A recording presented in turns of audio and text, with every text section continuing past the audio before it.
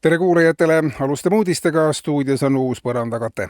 Riigikogu kinnitas reedel koalitsioonilepingute hea tava, milles on ära toodud selliste lepingute maht, valmimise kiirus ja sisulise põhjalikkuse aste. Tuginedes valitsuse palvele nõustus Riigikogu, et erinevatel valitsustel läheb koalitsioonileppe valmimiseks ka erinevalt aega, mistõttu näebki uus tava ja kord ette, et koalitsioonileping peab valmis saama hiljemalt 10 päeva pärast valitsuse töö lõppemist. Siis on näha, mida jõuti teha, mida mitte, mis ei kukkunud välja üldse, mis läks hästi. Praegune praktika, kus koalitsioonileppes lubatakse lahkel käel üldsõnaliselt paljusid asju, toob kohe kaasa ka oponentide kriitika kavandatava osas ja see viib sageli valitsusel motivatsiooni nulli või ajab valitsuse osapooled varakult tülli. Enamike valitsuste lagunemise põhjuseks ongi koalitsioonilepped. Kui neid ei ole, on valitsemine muretu ja orgaaniline protsess, märgitakse kaaskirjas. Valitsus käivitas oma kodulehel ka tarbijamängu, kus esimesele inimesele, kes koalitsioonilepingu kogu ulatuses läbi loeb, antakse auhinnaks 100 000 eurot.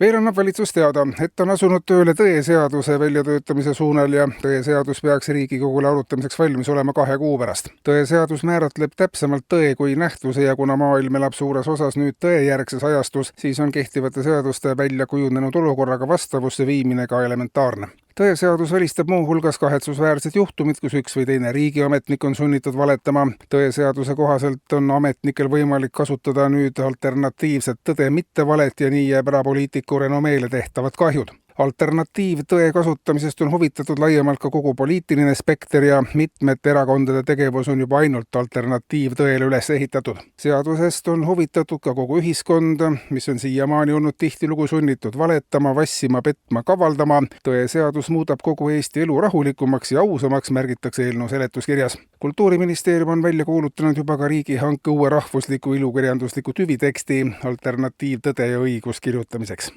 Veel teatab valitsus, et on valmis saanud kõigi osapooltega kooskõlastatud kava erakorralise meditsiini osakondade töökoormuse reguleerimiseks. Kuna on väga palju inimesi, kes pöörduvad EMO-sse liiga kergete kaebustega, siis ehitatakse kõikide erakorralise meditsiini osakondade juurde ka takistusrajad, mille patsient peab enne läbima. See koosneb kõigepealt 6 meetri kõrgusest libedast seinast, pärast mida tuleb 200 meetrit sügava kraavi kohale peetud köiel kõndida ja siis ujuda veel 30 meetrit mööda jääkülma vett täis toru. Sellise raja läbinud inimesel peab olema tõesti tõeline häda käes ja kergemate kaebustega patsiendid pöörduvad lihtsalt perearsti poole, nagu see algselt mõeldud oligi. Takistusradadega varustatud erakorralise meditsiini osakondades saavad tulevikus abi ainult väga erakordsed inimesed väga erakordsetel juhtudel.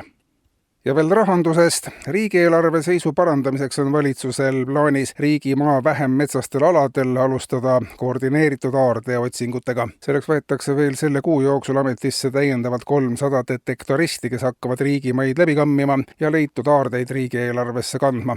Tasapisi ostetakse ka maid juurde ning aarded peaksid Eesti riigieelarve tugitalaks number 1 saama juba lähema 5 aasta jooksul, märgivad valitsuse juhtivad analüütikud. Eetris olid uudised.